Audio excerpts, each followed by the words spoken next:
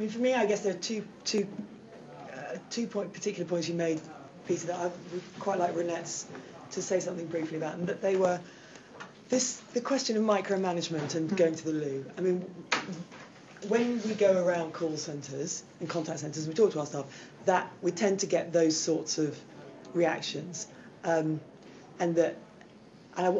which feels a bit like back in the day we could do we could do the work in the way that we felt was best, and we exercised our skills, whether those be clinical or non-clinical. And nowadays we're being managed in a different way, and we're not very comfortable with that. So I wonder what your reflection on that might be. And the second thing was, what opportunities are there for people in a role such as the appointments line to develop new skills and to have some sort of career development or progression? Okay. I'll pick up the micromanagement. It's a very emotive term in itself, isn't it? Yes, it is.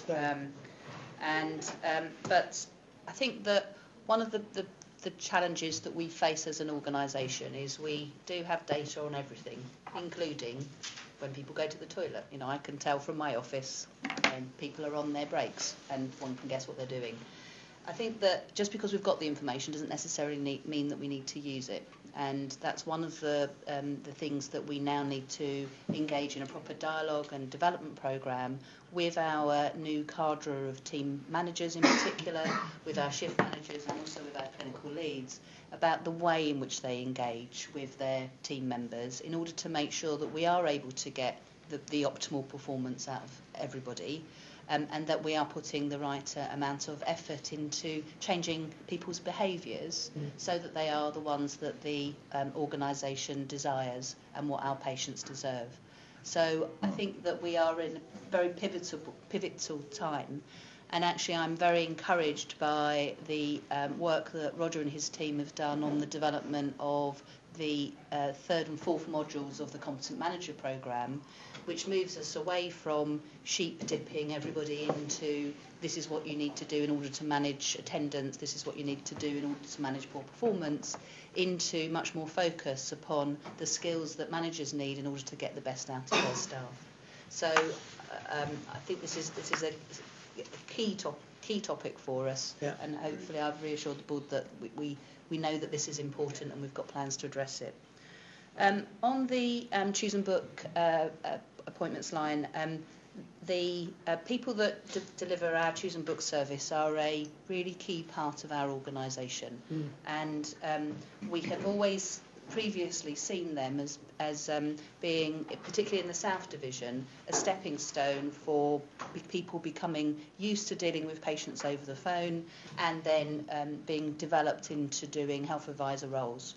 And one of the things that we are doing to help support this Christmas is taking a few cohorts of choose and book staff and training them on the skills, the additional skills that they'll need in order to become health advisors. We've done this before, but actually then what happened was the choose and book service got very, very busy, and so they never got a chance to actually use those skills with real patients. But that's ongoing at the moment. The other thing that we're using, looking at the choose and book skill set around, is whether they can help us to support other services. So, for example, a cohort of the choose and book team are going to be used to support our telecare pilots, our telehealth pilots, because those the sorts of things and conversations they need to have are much more transactional in nature, and we think that we've got a very good cadre of staff that can be developed in that way. Good. And then just finally, in terms of the development piece, it's interesting that a couple of the people that Peter met when we went to Hedge End, who are now part of the multi-channel team, started their career in NHS Direct as choose and book call handlers. So there are people that move around to different parts of the organisation as well, not just from choose and book, but we do try to give people opportunities across the trust. Thank you. That's a very nice insight, actually. Good. Okay. Tim? Sorry to stop you moving on. Trevor and I went to Sheffield because, as the only non-exec north of the Trent, I felt we ought to explore the frozen north a bit more. In our next visits, we don't really have a solution to what do we do up there, and so we were invited... In relation to visits? In relation to visits. So I was invited... Clarification. Well, we're still in caves with the No, candles. strike that. So that... in planning my next visits, I'm thinking about the north, east and northwest. So just so you're aware of Good. that, because Thank I don't think we've got a solution. No, I'm not sure we have a permanent one. Okay. Tim, you went to a HSJ summit. I did, Is there yes. anything that particularly struck you that you thought we should know about? I think that I had interesting conversations with a number of PCT chief executives. I think that was the major sort of thrust of my activity there. Mm-hmm. And the key message, I think, is that we don't feature in their priority list. Yeah. Okay. Well, I suppose that's Not a surprise. Not a surprise. Not a surprise. And maybe, I mean, the takeaway for us is perhaps less about engaging with PCTs now and more about engaging with the successor organisations. Working out how we do that. Exactly. Okay, which we'll come back to. Fine. We've also, in the past few months, hosted a number of members of Parliament. So, Catherine, are you going to just say a word about, you gave us a nice, concise report on that. So anything you'd like to add to that? I mean, I think what I would say is I was actually very pleased with the take-up we had. I was, I guess, pleasantly surprised. So we wrote to 33 MPs, chosen purely because they had a contact centre or home workers. And we've already done 14 visits. We've had 21 in total that were interested. And I think that, I mean, MPs are a tough audience to get time in their diary and to get them to something. So I actually think there's a lot of work went into that by regional directors, other people, Lisa and my team. So I was pleased with that. I'm happy to take any questions on it, but I'm also aware that there's people around the table that were at some of the visits, so they might have something to contribute, maybe their thoughts about the programme. I think Nick might. Yeah, I can chip in. Just to add to the list, Simon Burns, who's an MP in Chelmsford, actually came, but that was a ministerial visit as opposed to him as an MP. But so I think we've reached quite a large number of MPs who now know much more about the service than they did before the visits. And I know that sounds a daft thing to say, but I think genuinely we have provided people with that have visited with an insight into what NHS Direct does, and dispelled either preconceptions or just illuminated where there was no information. And I think people who visited have genuinely understood two things. One is the value that remote assessment and advice for patients, what value that really adds for patients and for the health service. And the second, that actually it's quite a complex business, and it isn't a simple kind of directional do this, do that. It's much more subtle, and there's much more involved to it. And I think giving people the opportunity to listen to calls with suitable confidentiality arrangements actually opens people's eyes and minds to actually what's involved in, and I think we must do more of this, and I think we should definitely target not only the remaining MPs who've got facilities in their constituency, but also GP commissioners, because I think very few GP commissioners will have actually got this on their radar or will have had personal experience of it. And I think once you do, then it opens your eyes. Yes, I agree with that. Certainly it reflects my experience of being with an MP in a contact centre who came away, I think, with this sort of sense of, my goodness, had no idea. Renette, then Tim. I was also at one of the visits, which didn't go as well as we would have liked because of the time of day that the visit took place. So we actually had to schedule staff to come in and shift, and they were very accommodating. Sadly, then the MP got called at a previous engagement, which meant that I had to send the staff home in the end, which meant that she didn't have a chance to listen to calls. Although the MP herself was very, very positive about the service and the contribution that we could make. So I suppose that when we are when we are organising these visits, we are predominantly an out of hours and weekend service, and so therefore we shouldn't be surprised that there are not many people on duty midweek, midday sort of thing. So.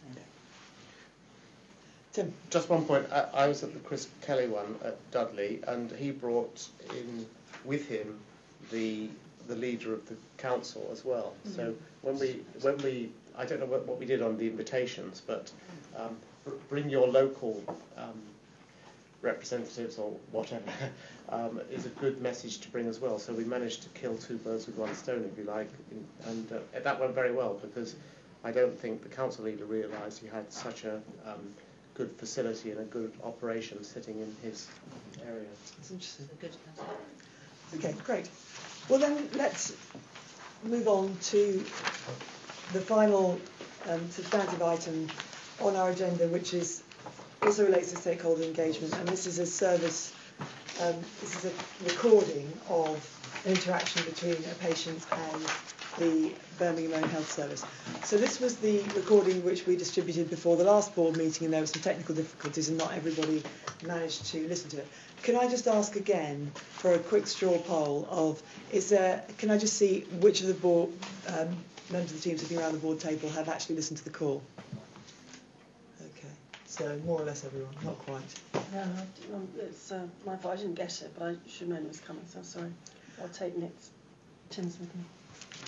Okay, so Helen, I think you wanted to have an opportunity to introduce this. Yeah. So if you could, because obviously people who are watching online and people in the audience won't have listened to the call, if you could just quickly say what it was and then raise the key points you think would be helpful to the following discussion. Thank you, Chair. The board will remember that this call recording accompanied the service review of Birmingham Own Health that we received on the last agenda. That's important to note. And for anybody who has had a difficult, we've got the board recording available, so you can still hear it today if you want to before you leave. May I make a link, Chair, which seems very important? We have been able to demonstrate today in our agenda and in the activity that the board as a whole has been undertaking yet another important recommendation that Francis has made, and there are three elements. In receiving call recordings, the board is able to experience the services that NHS Direct offers. We also have had members of the board out on visits to see live the way that the service offers itself to the public and the experience that the patient has. And we've also, as I've made mention, got a series of service reviews that are here, and this board recording and call recording pertains to one of those. So if I may, I just need to sort of point out the areas of improvement that the service has made as a result of listening to this call recording, but also in engaging in improvements with Birmingham Own Health. So both operational, clinical and indeed IT colleagues have made some significant improvements to the service even since that call recording was made, and I wanted to share those with the board so that it can facilitate a discussion that I feel is better informed. So first and foremost, one of the difficulties with the Own Health Service, particularly Birmingham Own Health, was that there wasn't a specific call review tool developed. So we've subsequently adopted the call review tool that the rest of the service has to make sure that we are looking at all the elements within the service that we currently look at for our other services. We've also developed a series of performance metrics so that Birmingham Own Health and indeed Own Health staff are able to be monitored against. So it allows them not only to be monitored but the staff themselves to see where they're improving and what further improvements they need to make. We've done a lot of work with our IT colleagues and our learning and development colleagues around training for information governance, particularly patient confidentiality requirements and what to do with and how to handle patient information and data. We've significantly put in a health professional feedback loop, and when you listen to the call there were at least 2 episodes where the patient would have made contact with the GP and also with the pain clinic, etc. And previously we have not had in place a loop that would allow health professionals to feed back and say this was an appropriate touch point or this was not an appropriate touch point. So we've introduced the health professional feedback mechanism to allow that to happen.